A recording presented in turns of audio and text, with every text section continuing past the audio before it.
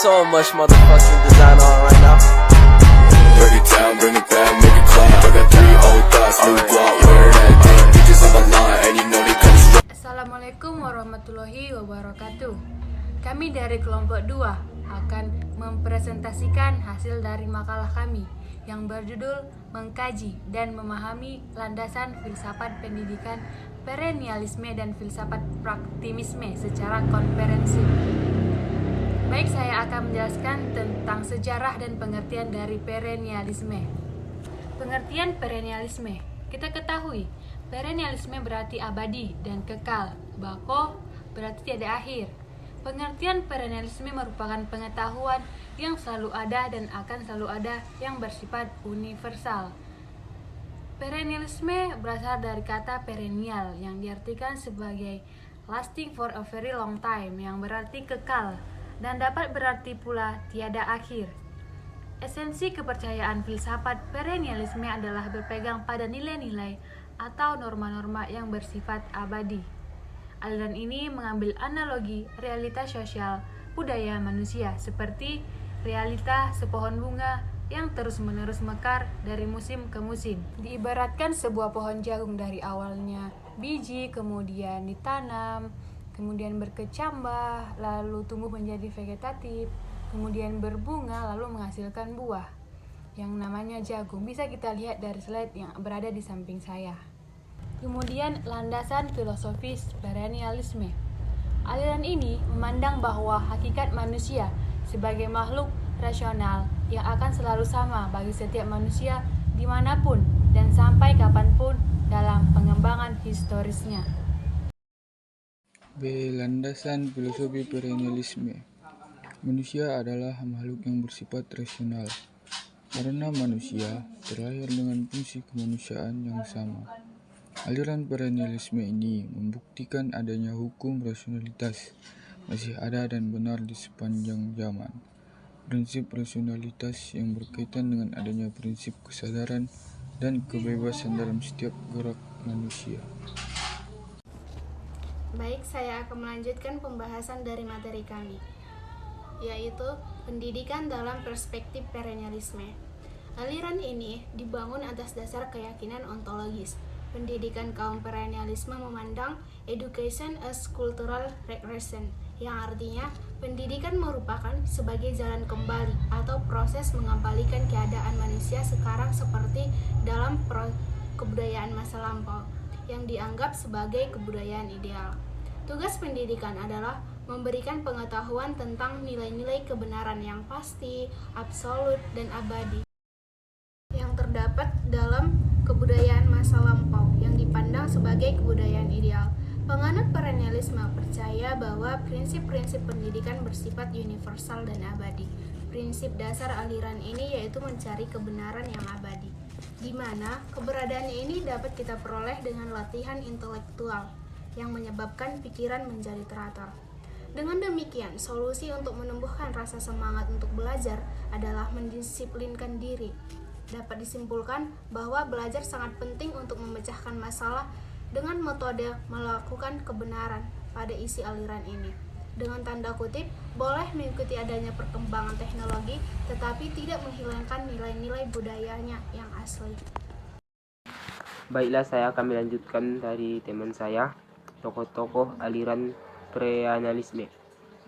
Plato, setiap peserta didik harus diberikan kebebasan untuk mengikuti ilmu sesuai dengan bakat, minat, dan kesempatan masing-masing sesuai jenjang usianya, sehingga pendidikan itu sendiri akan memberikan dampak dan perubahan bagi kehidupan pribadi, bangsa, dan bernegara. 2.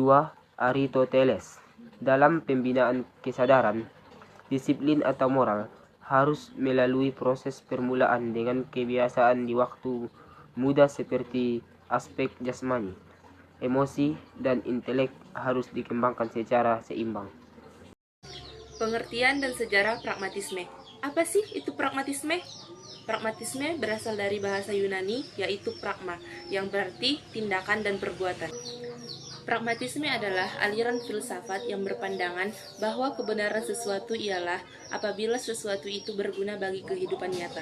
Oleh sebab itu, kebenaran sifatnya menjadi relatif tidak mutlak. Menurut Carles Saint-Pierre pada tahun 1839, beliau berpendapat bahwa apapun yang menjadi kebenaran bisa dikatakan praktis. Di beberapa waktu, beliau juga mengutarakan bahwa pragmatisme bukanlah sebuah filsafat, bukan teori kebenaran, dan juga bukan teori metafisika, melainkan cara manusia untuk memecahkan suatu masalah. Dari dua pendapat tersebut dapat disimpulkan bahwa pragmatisme bukan hanya sekedar mempelajari teori pembelajaran filsafat dan mencari kebenaran. Akan tetapi, pragmatisme lebih ke arah pada tataran ilmu kepraktisan, guna untuk membantu menyelesaikan masalah yang dihadapi oleh manusia. Gagasan mengenai pragmatisme pertama kali dikemukakan oleh Carles Saint-Pierre pada awal periode 1870-an. Pada pertemuan sebuah kelompok filsafat yang bernama Metaphysical Club yang diadakan di Cambridge secara tidak formal.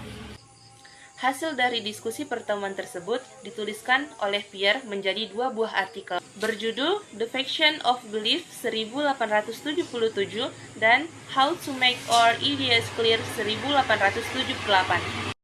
Landasan filosofis pragmatisme. Nilai pengalaman dalam pragmatisme tergantung pada akibatnya, kepada kerjanya. Artinya tergantung keberhasilan dari perbuatan yang disiapkan oleh pertimbangan itu. Pertimbangan itu benar jikalau bermanfaat bagi pelakunya, jika memperkaya hidup serta kemungkinan-kemungkinan hidup. Di dalam bukunya The Varieties of Religious Experience atau keanekaragaman pengalaman keagamaan, James mengemukakan bahwa gejala keagamaan itu berasal dari kebutuhan-kebutuhan perorangan yang tidak didasari, yang mengungkapkan diri di dalam kesadaran dengan cara yang berlainan. Oke, di sini saya akan melanjutkan materi dari kelompok kami, yaitu pendidikan dalam perspektif pragmatisme. Pendidikan dalam pragmatisme ini adalah memberi pengalaman yang empiris kepada peserta didik sehingga terbentuk suatu pribadi yang baik dalam belajar. Pendidikan pragmatisme ini memiliki tujuan, yaitu kesehatan yang baik, keterampilan kejuruan, minat-minat dan hobi-hobi untuk kehidupannya menyenangkan, dan persiapan untuk menjadi orang tua. Dari tujuan yang 4 di atas, pendidikan harus meliputi pemahaman tentang pentingnya demokrasi. Dalam pandangan pragmatisme ini, kurikulum sekolah seharusnya tidak terpisahkan dari keadaan-keadaan masyarakat. Dalam praktek pendidikan pragmatisme ini membutuhkan guru yang memiliki sifat sebagai berikut. 1. Memberi kesempatan. 2. Bersahabat dengan peserta didik. 3. Seorang pembimbing, bersifat antusias, bersifat sabar, siap siaga, berpandangan terbuka, dan kreatif. Mungkin cukup sekian dari hasil presentasi dari kelompok kami. Kurang lebihnya kami mohon maaf. Assalamualaikum warahmatullahi wabarakatuh.